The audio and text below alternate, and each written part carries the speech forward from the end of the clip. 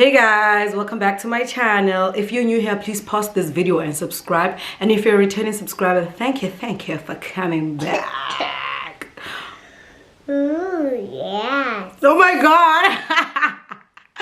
So guys, yeah, Kalibitagiri all the way from Pretoria, but currently residing in Cape Town for school. You guys know the drill. So anyways, if you've been following me on Twitter, you guys know how obsessed I have been with my daughter for the past couple of months, or I mean weeks, because I haven't been home in such a long time.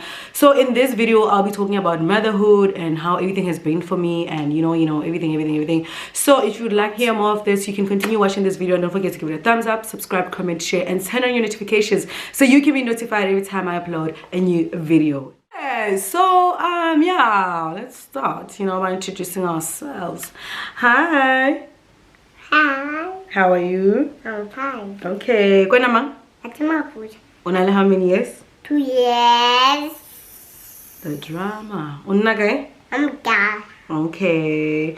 So mpute chu. Kwenama? That's my food. Okay, I asked that. I'm so sorry. Okay, so guys, this is my 2-year-old. I think a lot of times, okay, I have captioned one of my pictures on Instagram, Get Mama Adli, and a lot of people were shocked by that. They were like, "Who? They don't know that I have a child." But yeah, I have kept it to. I won't say I've kept it to myself. I've just, for a very long time, I'm very skeptical about putting my child out into the digital space, social media, because I know I'm a social media manager, so I know the nitty-gritties, the not so nice parts of social media. So yeah, I just, even my pregnancy was like, to myself, I kept it private because I wanted to enjoy it. But now I feel like I'm finally ready to show you guys my little girl. Yeah.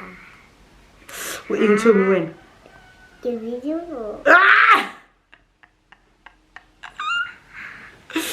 Okay, so this is my beautiful 2-year-old, and I gave birth to this bouncing baby girl 2 years ago when I was 22 years, a month before my birthday on the 21st of February. And yeah, it's been like any other journey, not like a full-time hands-on mom because I need to go to school. But when I do come back, it's just like, it's such a good time. And yeah, guys, but here's my princess. So a lot of you guys that have been asking, a lot of you guys have been calling me rich auntie, like it hasn't rich auntie, rich mom, because of this lovely girl. And that's the nice part also about being a mom. I randomly get kisses. And I think also it's a reflection of how, you because children are like mirrors, they only give what they take, yeah, you get what I'm trying to say. So at first it was hard, it was so hard. I remember when I gave birth, at that point I couldn't go to church. So hey, it was so hard because then everyone was going to church and I feel like I was left out. So it kind of I wouldn't say it created a resentment towards me and my child, but it was really hard it was really hard for me to adapt because I was also still upset with how and the father of my child gets to go to church and all of the stuff that goes into our head. And I would say I suffered from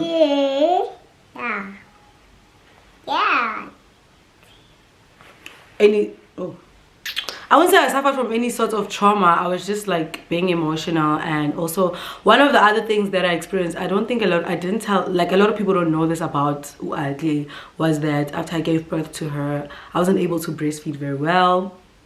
Like my nipples were cracked and they were bleeding, and so she wasn't getting enough nutrients.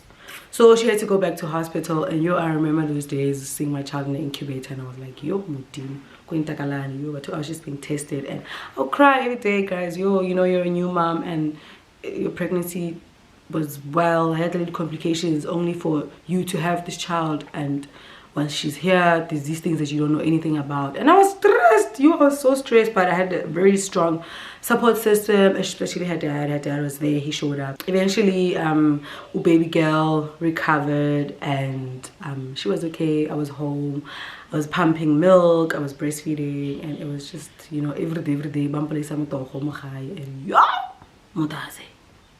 sure. So yeah, the first year of pregnancy was okay, and I breastfed her till 6 months because I still had to go back to school to write exams.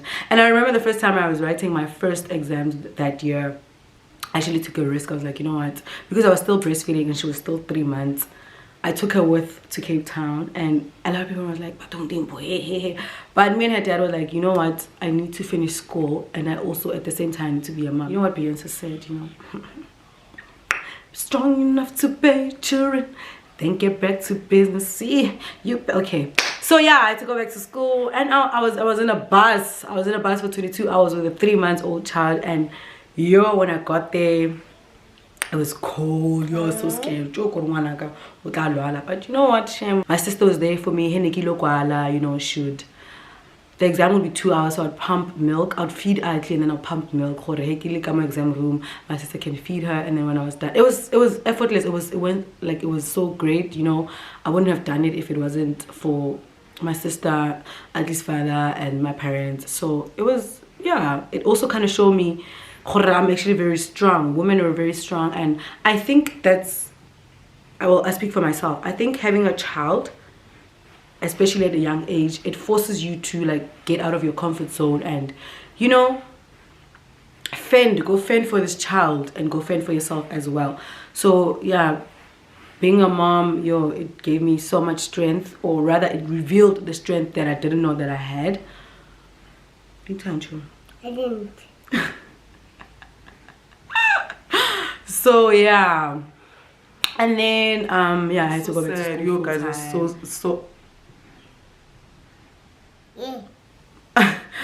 it's so hard being a mom, like away from your child. Like, yo, okra, I'll be walking in the morning, I'll be seeing people with their babies, and I'm just like, yo, some nights I'll cry myself to sleep. And even though you talk to your child, it's not the same as, you know, being there with them. And yeah, I remember this year when this year was the longest I've ever been away from her. And when I came back, she didn't recognize me, guys. What mama? The pen. Exactly. She said that her mom is my little sister, because my little sister would come home. She came home during lockdown. I spent lockdown in Cape Town, so Doily was like, okay, so this is my mom. Because obviously when she was still here, my mom was telling her that, no, mama, what's I mean, we just go to Cape Town, and she'd be always talking to me on the phone. And then during lockdown, the only person that came back was my sister, so she was like, oh, okay, then this is my mom. Okay, cool. And when I came back a couple of weeks ago, the beginning of the month, Motonas and kids. How many years? 2 years. I keep only 2 years. That's 1. Oh my god. That's, oh, okay. What's in school? We don't go school. Yeah. We don't. Yeah. Wanyala. So what she means is that wanyala, not wanyala. Yeah, that has been my journey as a mother. Like, you know, it has been the greatest thing that ever happened to me, especially when I got back home. Like the first year of her life, like I was also still, you know, I was a new mom, still trying to find my feet. How do I navigate through this whole thing? And emotionally, I wasn't mature. I think I wasn't mature enough, and there would be times when and I would just be like, yo, I want to leave. Like I want to leave. I'll go away. And because I was so tired, because I was like, yo, I can't deal with this child. You know, I'd be happy, like if it's high for the first 2 to 3 days, and then after that it was just like, no, oh my gosh, I'm not emotionally strong for all of this, because it requires a lot. You know, being a mom requires a lot, and it requires putting yourself second to your children. And yeah, it requires a lot of selflessness, and it takes a lot to get to that point. So yeah, I wasn't at that point until recently, because I had stayed so long away from my child and I missed her so much. And you know, I remember doing shadow work with myself, and I was like, okay, I need to deal with this. I need to be a present mom, you know. I need to raise my child the way I would love for her to be raised in. I would love to create a safe space for her to be herself, you know, to come to me and say, mama, this and this and this and this. Like I said, it requires a lot of emotional intelligence. So right now she's 2 years old, she's potty training. Chumi, what about in? What about pampers? Ling. Pink. Yeah, so she's potty training you, and potty training a child is so hard because on some days she gets it right and on most days she gets it wrong, and that's where you have to be, cover your mouth. On most days you have to be, that's where you have to like show up, be kind to her, because Leno something like to the and yay corona. And I think the first instinct your parents would smack your little bum. Yeah, why why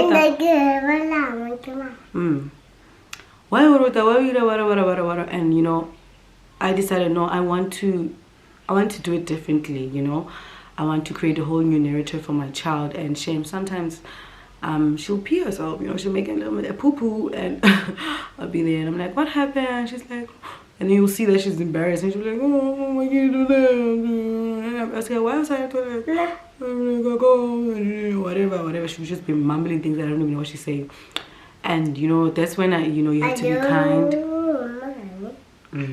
That's when you have to be kind, and and she'll be like, sorry, mama, sorry. Oh, and I love it so much, guys.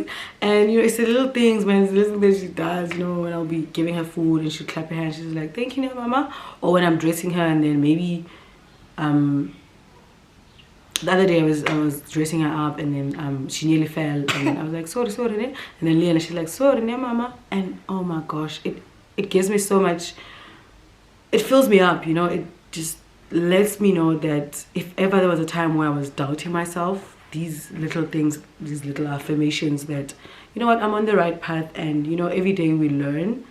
So this is my little bundle of joy, and it's just been me and her. And we're so happy. We're happy. Are you a happy girl? Give mommy a huggy. Mwah. High five. Pina hugging too. Inyi? Opela yogi.